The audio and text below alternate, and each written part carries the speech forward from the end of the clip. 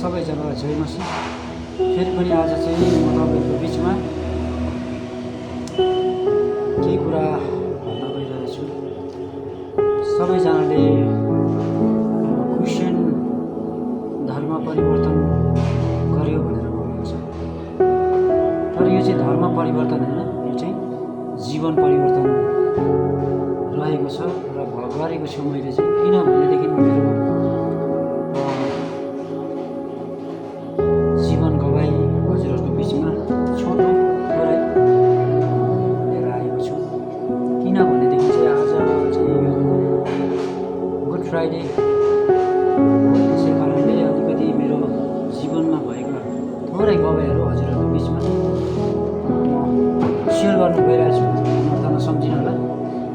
र किन चाहिँ मैले जीवन परिवर्तन गरेँ भनेर भन्दाखेरि चाहिँ धेरै वर्ष अगाडि लगभग 2059 सालतिर लगभग इङ्ग्लिसको 2005मा चाहिँ मैले प्रभुलाई चिन्ने मौका पाएँ। किन र कसरी भनेर भन्दाखेरि चाहिँ तपाईँहरूको बिचमा छोटो सर्टकटमा म तपाईँहरूलाई सानो गवाई भन्न गइरहेको छु। किनभनेदेखि चाहिँ म 2004मा चाहिँ कुवेत भन्ने ठाउँमा कामको सिलसिलामा गएको थिएँ। त्यस ठाउँमा जाँदाखेरि चाहिँ तपाईँहरूको के भयो भनेर भन्दाखेरि चाहिँ म त्योभन्दा अगाडि चाहिँ म विश्वासी थिइनँ, प्रभुलाई चिनेको थिइनँ। तर त्यहाँ चाहिँ कम्पनी यस्तो मजरा खेतीमा काम गर्दा गर्दै त्यहाँबाट म धेरै कामको गाह्रोले गर्दा त्यहाँबाट भाग्न बाध्य भएँ। भागेर कम्पनीबाट भागेर निस्किसकेपछि इलिगल हुँदाखेरि चाहिँ कस्तो भयो भने अलिकति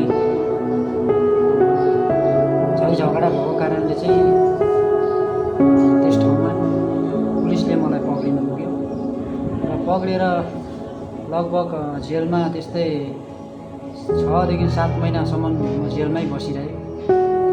र नेपालीहरू मध्येमा त्यतिखेर चाहिँ धेरै बस्ने मै हुँ भन्ने त्यहाँ कुराहरू भइरहेको थियो।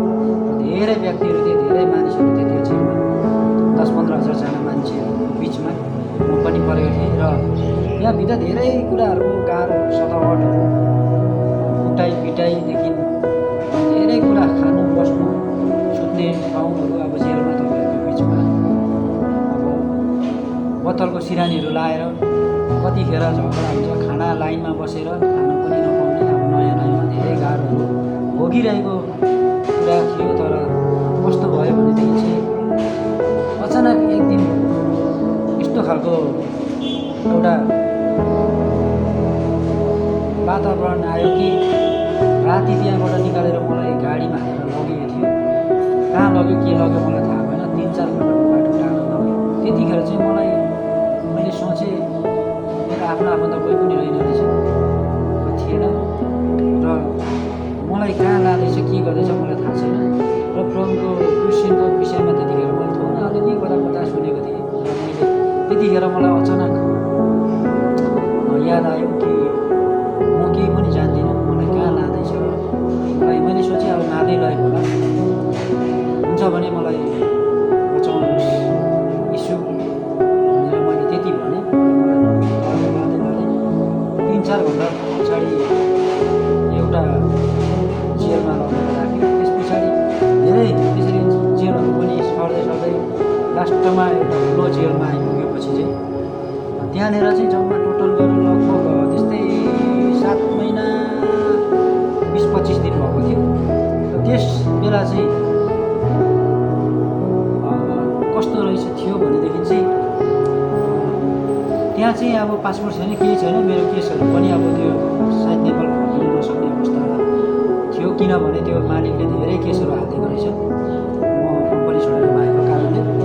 मालिकले त भेटेन, तर पुलिसले पक्रेपछि त्यो हेर्दाखेरि त थाहा पाइहाल्छ। अन्त धेरै केसहरू, चोरी केसदेखि लिएर विभिन्न केसहरू हालेकोले गर्दाखेरि चाहिँ म फर्किने अवस्था चाहिँ खासै थिएन। तर अचानक आजकै दिनमा, आज चाहिँ के हो भनेर भन्नुहुन्छ भने चाहिँ आज चाहिँ गुड फ्राइडे। र गुड फ्राइडेकै दिन चाहिँ आज यस्तो प्रकारले अचम्मको काम भयो कि त्यहाँनिर मलाई बाहिरबाट धेरै सुसमाचारहरू सुन्ने मौकाहरू पाएँ। मेरो आफ्नै आफन्त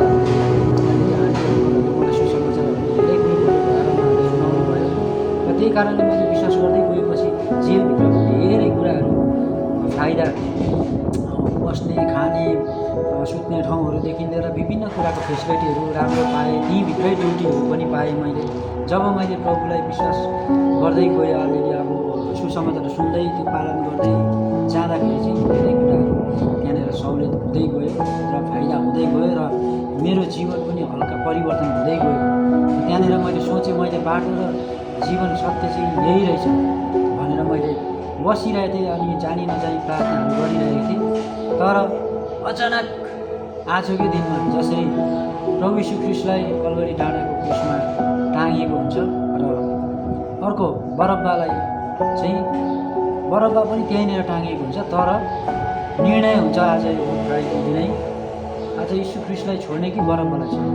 यीशु ख्रीष्टलाई पक्रेर टाँगिने र बरब्बालाई छोड्ने कुराहरूको त्यहाँनिर जुन वचनमा पनि छ र यी बाइबलमा धेरै कुराहरू त्यस्तो लेखिएको छ र त्यसलाई पढ्दा पाउनुहुन्छ। र त्यही कारणले आज चाहिँ म किन यो मैले प्रभुको लागि यो गुड फ्राइडेको दिन यो मैले जीवन गवाईहरू तपाईँहरूको बिचमा यो भिडियो गरिरहेको छु भन्दा चाहिँ आज चाहिँ प्रभु यीशु ख्रीष्ट चाहिँ मेरो निम्ति उहाँ चाहिँ क्रुसमा टाँगिनु भयो र म चाहिँ आज बरब्बा भएको कारण बरब्बाको एउटा त्यस्तो व्यक्ति जस्तो भएर चाहिँ मैले त्यहाँबाट चाहिँ छुटकारा पाएको छु र परमेश्वरले मलाई त्यो जेलबाट गुड फ्राइडे नै छुटकारा दिनुभयो र नेपाल आउने मौका मैले पाएँ र त्यस पछाडिदेखि मैले प्रभुलाई चिनेको। धर्म परिवर्तन होइन तर जीवन परिवर्तन भएको छ र अहिलेसम्म मेरो हरेक दुःख कष्ट सुख शान्ति सबै कुरा अनि मेरो परिवार फ्यामिली यी सम्पूर्ण कुरा चाहिँ आज असल छ। अहिलेसम्म परमेश्वरले मलाई सुरक्षा साथ राख्नुभएको छ, हरेक कुराको कमी कमजोरी हुनु दिनुभएको छैन।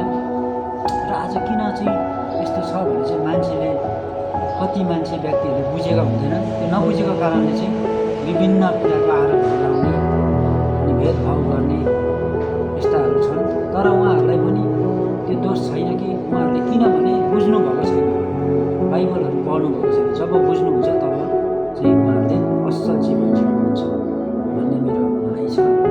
र आज मलाई धेरै खुसी छु आज गुड फ्राइडेको दिन मलाई चाहिँ त्यो जेलबाट छुटकारा दिनुभएको दिन प्रभुले। र आजसम्म यसरी म स्वास्थ्य सुरक्षा अनि आयु चङ्गाइ प्रेमको साथमा प्रभुको महिमाको निम्ति अगाडि बढिरहेको छु र अझै पनि बढ्ने नै छु। मान्छे हो, संसारमा छु, धेरै गल्ती कमी कमजोरी हुन्छ, त्यसलाई सुधार्दै म अगाडि बढ्नेछु भन्दै यो छोटो जीवन गवाई कसरी मैले प्रभुलाई चिने भन्ने कुरा यहाँ थोरै मात्र भए तापनि तपाईँको बिचमा ल्याएको छु। यो पुरा भिडियो तपाईँहरूले इच्छा लाग्छ भने हेरेर कस्तो लाग्छ कमेन्ट गर्नुहोस् होला। यदि हेर्नु मन लागेन भने पनि नराम्रो कमेन्ट नगरिदिनु होला भन्न चाहन्छु। र फेरि पनि मेरो आफ्नो आफन्तहरूले त चिन्न सक्नुभएको छैन, उहाँहरूले पनि चिन्नुहुनेछ कि र मेरो गल्ती भुल कमी कमजोरी भएको छ भने मलाई क्षमा दिनुभएको होस् भन्दै फेरि पनि यी सबै कुरा परमेश्वरको हातमा राख्दछु। र कति तपाईँहरूको पनि आफ्नो जीवन गवाईहरू छ, आफ्नो समस्याहरू छ, यसरी नै जीवन गवाईहरू भिडियोमा तपाईँहरूले सेयर गर्नुभयो भने अरूले सुन्नेछ। यो जीवन गवाई चाहिँ अरूको निम्ति दबाई हुनेछ। र मेरो एकजना पास्टर नवीन शेर्पाजी साथीले भन्नुहुन्छ यो गवाई चाहिँ अरूको लागि दबाई हुनेछ भनेर भन्नुहुन्छ। र मैले पनि आज यो मेरो छोटो गवाई छ, सायद कतिको लागि यो मेरो गवाई दबाई हुनसक्छ, कतिको लागि नराम्रो हुनसक्छ, त्यसको लागि मलाई क्षमा दिनुभएको छ। मैले फेरि पनि सम्पूर्ण मेरो फेसबुक, टिकटक, इन्स्टाग्राम, युट्युब जति पनि मेरो साथीहरू हुनुहुन्छ, पाहुनाहरू हुनुहुन्छ, उहाँहरूलाई धेरै धेरै धन्यवाद र साथै जय मसीह साथै नमस्कार भन्दै तपाईँहरूसँग